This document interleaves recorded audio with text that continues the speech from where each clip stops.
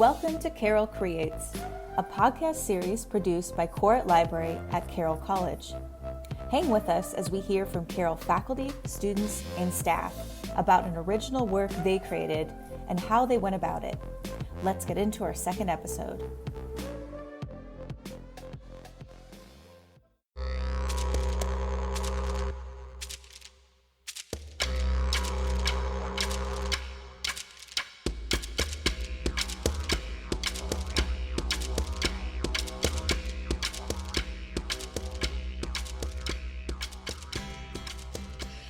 We're here at Carroll College in Helena, Montana with archaeologist Lauri Travis. Lauri's book, published last spring, is called Arrowheads, Spears, and Buffalo Jumps, Prehistoric Hunter-Gatherers of the Great Plains. Can you tell us a little bit about your book, which was published last spring? You bet. It is a book that was written for older children and young adults. It is a book that really concentrates on the science of archaeology and on the prehistory and archaeological record of the Northwest Plains, which is a little different than the rest of the plains because some of the other areas on the plains have agriculture, whereas the Northwest Plains are only hunter-gatherers. And there's really not a lot of books out there that focus on hunting and gathering.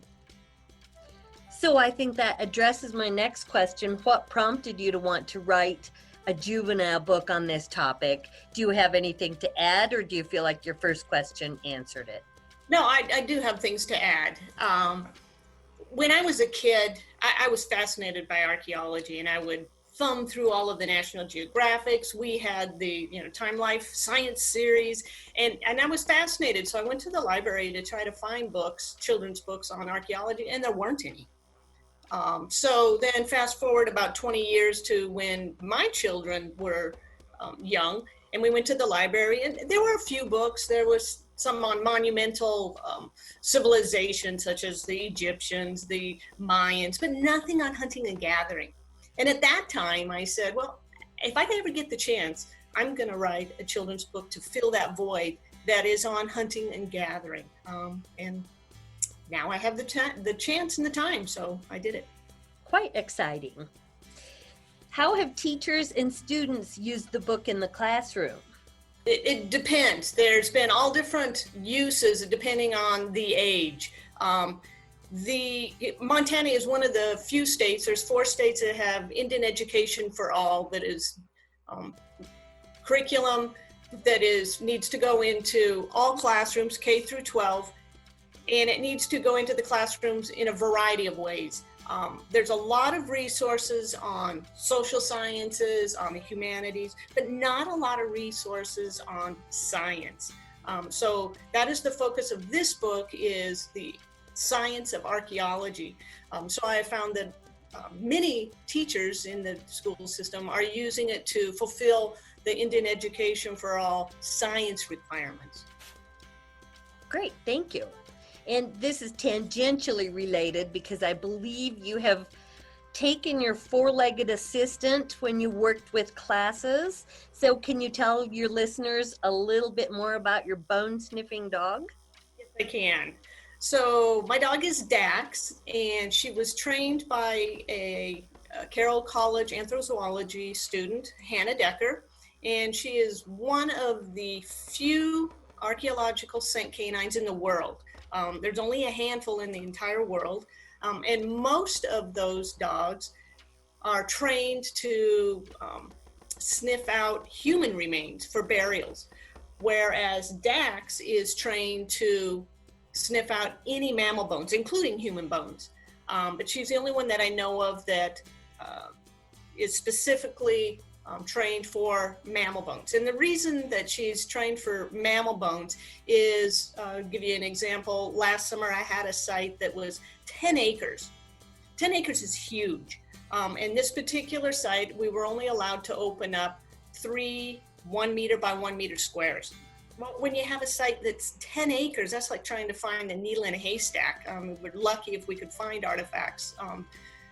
So if I have Dax out there and she can direct us to areas where maybe there was butchering going on, or maybe it's their midden pile where they had their trash, it makes my job a lot easier, because once we open that up, and if we start to find things, then oftentimes we're able to explore even further. So it's really important, those first few test pits or shovel probes, that they're positive, and having DACs out there is going to increase my rates of finding things at the very beginning.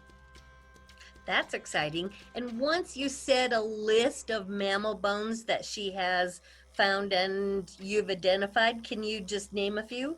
Yeah, she has a wide variety of species: rabbit, deer, antelope, elk, bighorn sheep, bison, rabbit, grouse, human, bear. Really exciting. Yeah, it is that she can hit any of those. Yeah. So you have published articles in the past. How did working on a book differ from the article process? Usually when I do an article, I'm addressing a specific part of archaeology, a specific question, and I use the scientific method, right? I have my question, I put out my hypotheses, and then I test those hypotheses. This was a book that incorporated a whole lot of concepts.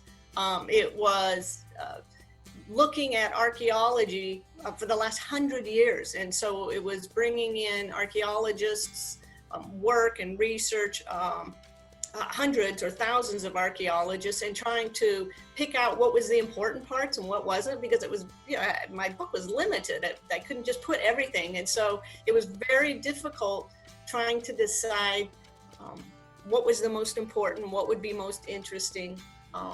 And I hadn't had to do that, of course, in those articles, journal articles. And of course, it was really different also because my audience was different. The journal articles, I'm writing for other archaeologists. This was for the general public, for young children. And so I had to tweak everything to be a little more generalized. I do know sometimes your research sites need to remain confidential so people don't come collect archaeological evidence, but do you have a favorite public site in Montana you'd like to tell us about? Sure. Boy, there's lots of them. There's several different buffalo jumps, which are quite exciting. There's also, probably my favorite is Pictograph Cave, just outside of Billings.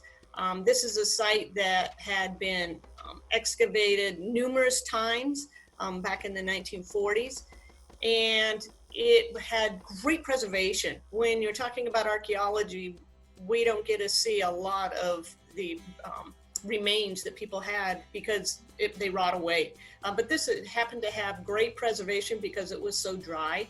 So we got a lot of things that normally rot away. So for instance, in the book, there's pictures of arrows that are still connected to, or arrowheads that are still connected to the arrow. Normally we don't get that because the arrow and the sinew that hooked the arrowhead to it have rotted away. And this is a site that has a lot of things that typically don't make it in the archaeological record. And this is open to the public. They have a great little museum there. You can walk up to where the cave actually is. You can see the pictographs. They've kind of have deteriorated a bit from time, but you can still see those pictographs. And unfortunately, it's not well visited. So it's a great place to go. I'm going. I'm planning my trip. What is your research process like, including for this work? What sort of strategies did you use? What hurdles did you face? Coping mechanisms that you had for them? This was different that I worked with an artist, a wonderful artist. His name escapes me, Eric Carlson, and out of Missoula. And he's an archaeologist. But it was a fun process trying to work with him because I envisioned one thing and he envisioned another thing, and we would compromise. And it made for a much better book because I would say, ooh, I wanted this kind of, and he would say, well, I want to tweak it this way. And I think it made it for a much better book, both of us working on how these illustrations would pan out. Describe how you overcame one major challenge during the entire creation and publication process. As this was for young adults and older children, it was a different audience than I typically write for. And so I was concerned that some of these concepts would be a little bit difficult, something like radiocarbon dating. It has a lot of chemistry in it. It can be quite complex. And so I struggled with how to deal with that, how to make it so that it was more accessible, maybe more exciting. And as I was dealing with different concepts, not just radiocarbon, but some of these other concepts, I finally came to the realization that it is a difficult and a very complex concept. And kids should know that. They should know that it is complicated chemistry. So I shouldn't try to dress it up in any way. They should get what it really is. And understand that, yeah, some of these concepts can be difficult. So that to me, that was a realization, because I was trying to make it more accessible, and they need to know that some of these things are not as accessible as other topics. Where can people access and buy your work? So Mountain Press Publishing in Missoula. You can order it directly from them. You can get the book on Amazon. We have put the book in all national parks, all museums, state museums in the Northwest Plains, trying to, again, access this for tourists coming into the area with kids more interested in it. And I understand the book was really well received by Montana Office of Public Instruction. Was there talk at one point that they would be supplying copies? Yes, and in fact, they just purchased one for every public school library in Montana, in the entire state. And the reason they did this is, as I said, the Indian Education for All curriculum. And as I said, there's not a lot of resources that are really focusing on science. And this book really focuses on the science of archaeology. And so they thought that was important, and it is. Because as I said, Indian Education for All curriculum has been used for the last 10 years, over the last 10 years, but one of the places that it has been weak has been in science. What kind of instruction do you design when you visit an elementary school to talk about archaeology? I try to make it clear that archaeology isn't like Indiana Jones. We're not there to find the golden idol, the pretty pieces to put into the museums. We're there really to find out about human behavior. That's what we're looking for. We're not looking for the treasure. We're looking to explain human behavior. And to let them know that it's really kind of detective work. I tell them to imagine that they are at a campsite, and when they leave the campsite, what do they take with them? Well, they take their tent, they take their food, they pick up as much trash as they can. In the past, they didn't pick up the trash, but I want them to see that we're left with very little. These people in the past, when they left their camps, they took anything good with them. So we get to see things, maybe some trash, maybe some things that they lost. And then even those things that they left behind, most of them deteriorate and rot. And so we're left with even less. And so it's kind of like a jigsaw puzzle where you have just a few pieces and you have to say what the picture is. And that's how archaeology is. It's kind of a detective work where we have very few clues, but we have to put together to talk about what human behavior was going on at that site. I want you to come to my class. If a teacher would like you to pay a classroom visit, how can they contact you? They can contact me through my email from Travis Archaeological Services. The email is trasmi@mt.net. Are you working on any new published works? Of course, I'm working on some journal articles, trying to finish up some of those research articles. And then, I've kind of I've been talking to some publishers about a children's book about Dax and her specific skills of being an archaeological scent canine. What is one tip or takeaway you would give a student who is doing research?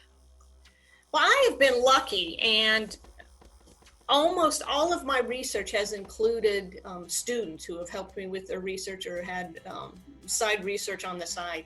And one thing that I've noticed that students tend to do is they want to answer these big overarching questions. And it's really difficult to answer these giant, big overarching questions. You need to start with very small questions. And that's usually the way science works, is it builds on a small question, another one, and then you finally get that great big picture. But it takes the smaller questions adding up to be able to answer that big question. And I've seen this pattern where they want to answer this huge question, which is really difficult. You need to start small. So that would be my piece of advice, and it's a piece of advice I've given for the last 18 years to students, is you need to work on that little small piece first before you can approach that giant question. What is one resource of Karr Library you use and why? I often use the interlibrary loan, and I have been very impressed with the staff ability to find some really obscure things, and more than once. The first time that I had an article that was quite obscure, it was a Scottish journal that it wasn't even published for an entire year, and the distribution was not very wide, and it was in the 1960s. And so I needed this article, and I thought, wow, I don't know, but I'll give it to the library to see. They found it for me. And I have found that there's been numerous times where there were these articles that I needed that were obscure, not well distributed, and the library staff has always come through for me. So it's been wonderful. It's a wonderful resource. Well, thank you for sitting in with us today. We've just interviewed Lauri Travis. This is Heather Navratil speaking with Lauri Travis, who wrote Arrowheads, Spears, and Buffalo Jumps, Prehistoric Hunter-Gatherers of the Great Plains, which is for young adults and elementary school children. And we hope you'll all go get a copy and read it. Thank you so much, Dr. Travis. Thank you for having me.